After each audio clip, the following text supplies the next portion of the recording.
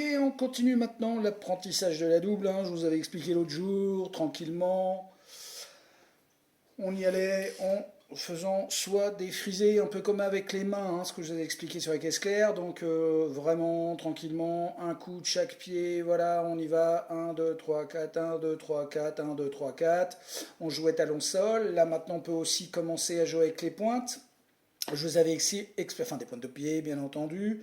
Je vous avais expliqué aussi que c'était quand même relativement intéressant de retravailler tout ce que vous connaissiez avec votre pied fort, de le travailler avec votre pied faible, hein, donc qui est le pied gauche si vous êtes droitier et vice-versa si vous êtes gaucher, hein, et donc de rejouer des exercices pour comment dire, muscler un petit peu, comme disait un certain entraîneur d'une équipe bien connue d'il y a quelques années, il faut muscler son jeu.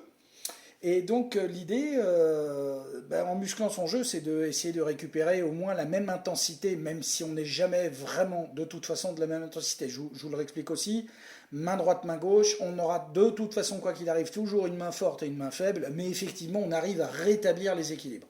C'est pareil pour le pied gauche et le pied droit. Et là, l'idée, en fait, c'est vraiment de jouer des trucs simples au départ, hein, comme je vous dis, hein, tant que votre pied faible, pardon, n'est pas revenu à une intensité à peu près équivalente au pied fort, ça va se ressentir quoi qu'il arrive. Donc, avant de tenter des choses complètement folles, sur ce qu'on peut voir sur YouTube, sur Internet, et c'est très très bien, mais les gars ont énormément, les gars et les filles ont énormément travaillé ça, et eux-mêmes vous diront travaillez votre pied faible, hein, quoi qu'il arrive. Donc là, je vous ai joué un truc où on reste sur de la double très simple, hein, en frisé, mais qui commence à avoir un petit peu belle figure.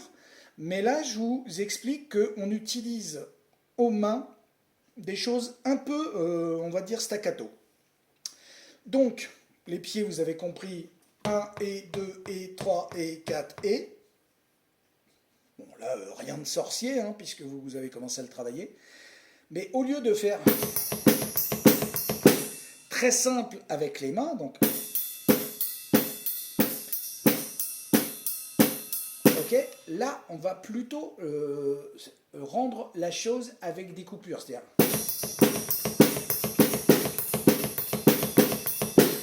alors, à la main, on fait.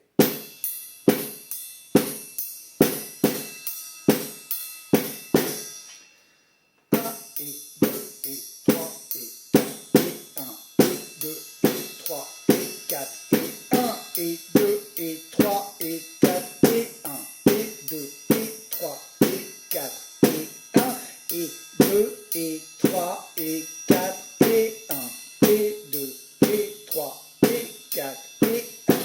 Donc des coups sur les temps et des coups sur les contretemps, accompagnés de la double, ça donne donc.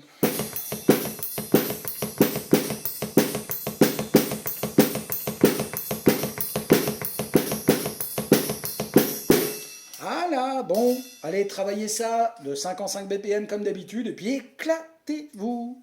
À bientôt.